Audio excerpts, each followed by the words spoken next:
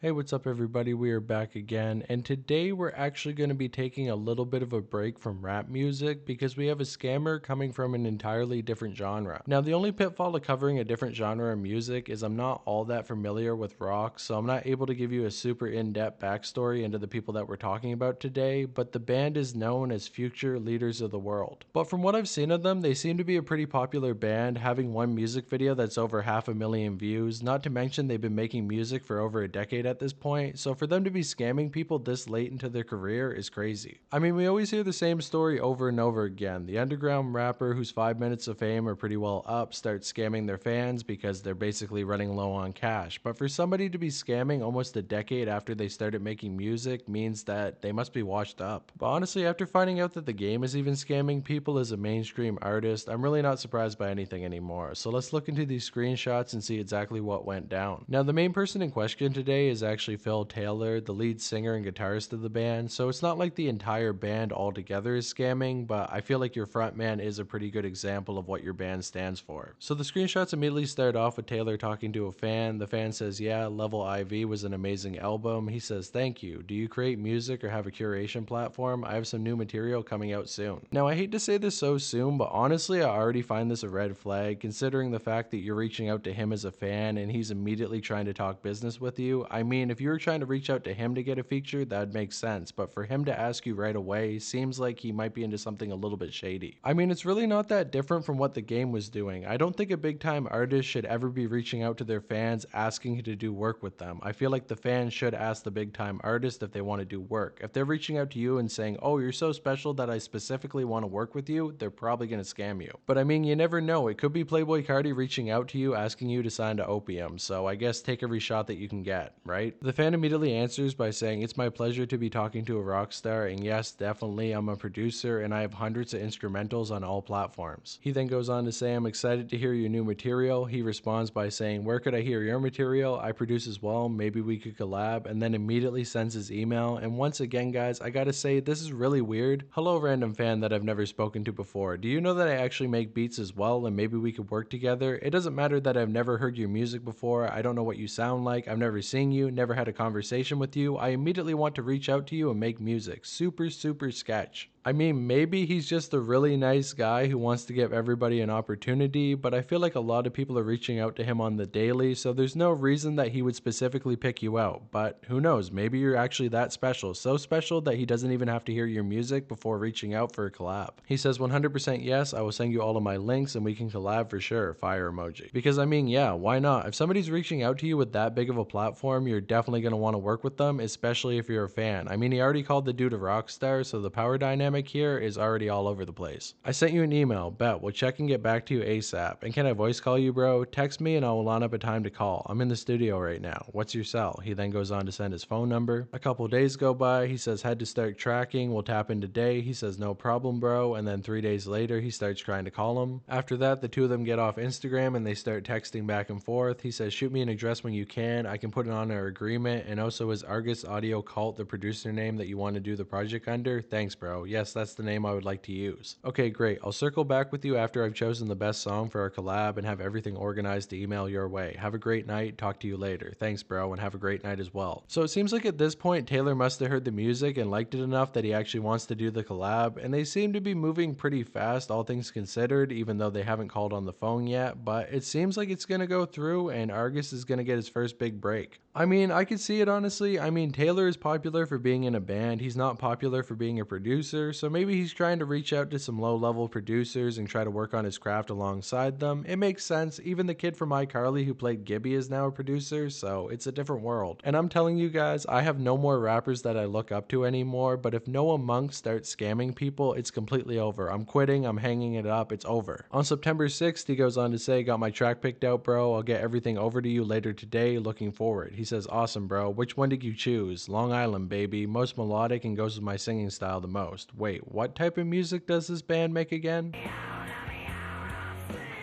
Ah, okay. They make really shitty grunge music. Honestly, I couldn't really see them getting on a tropical beat, but hey, it might be the craziest collab of the entire year.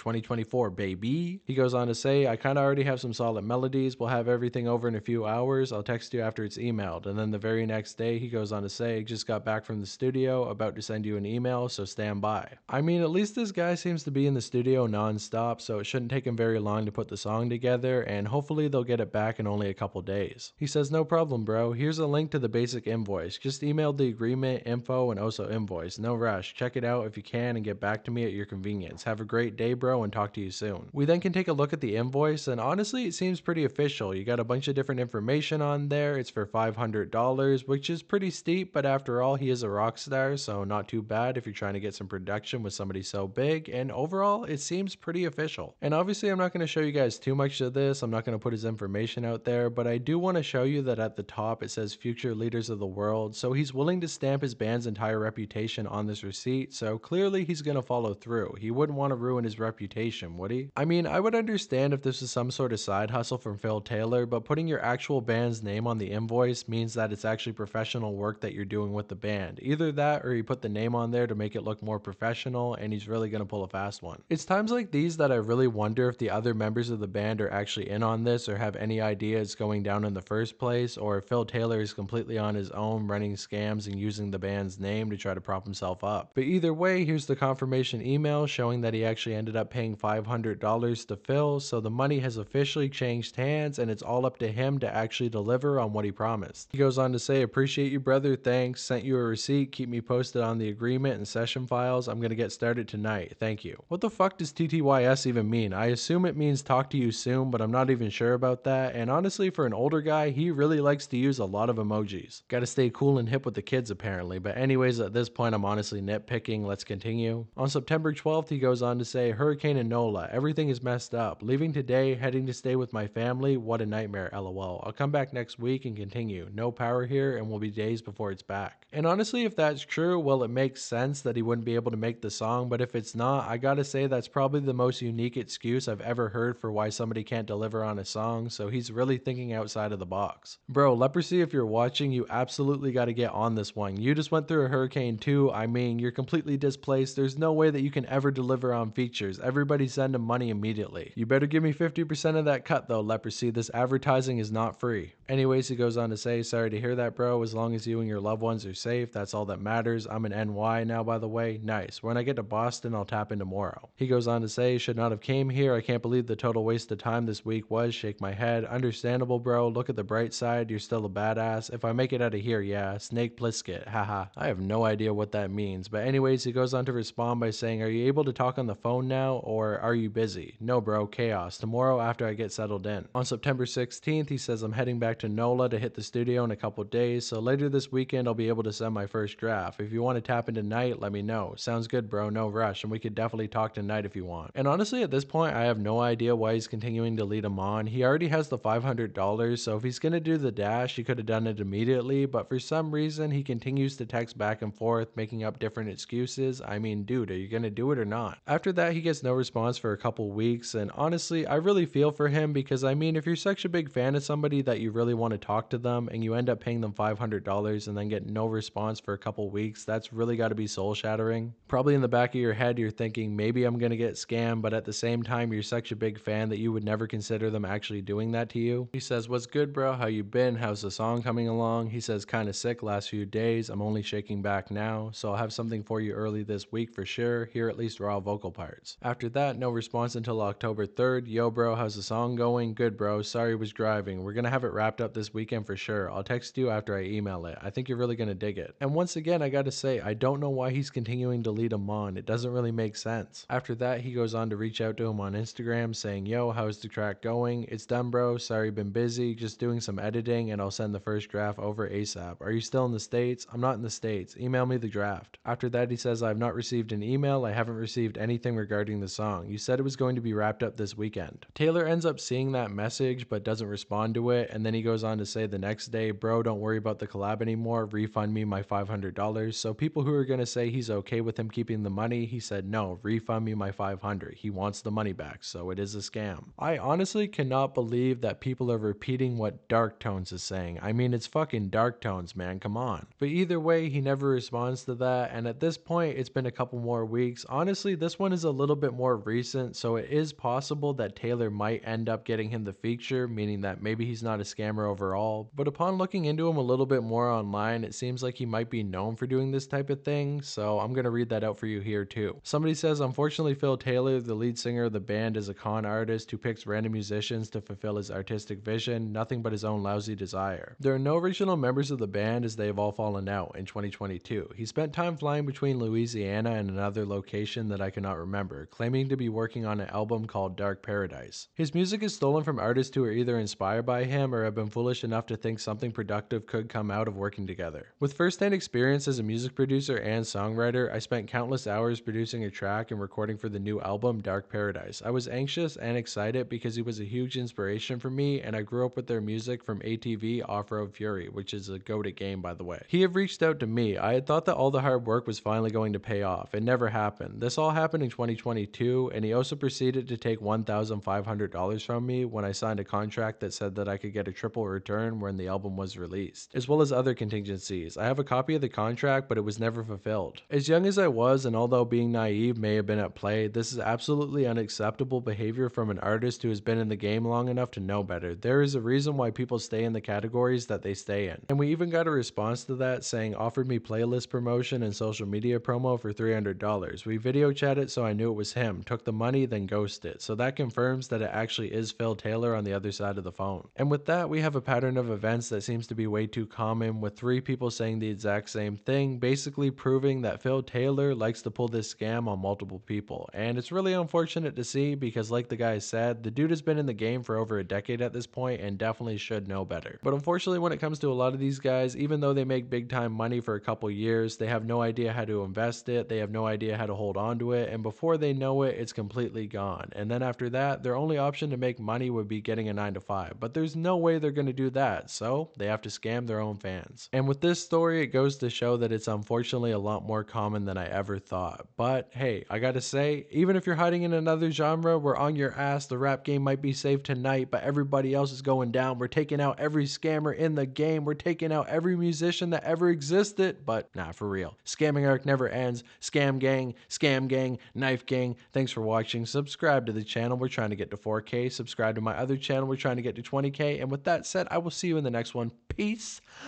out.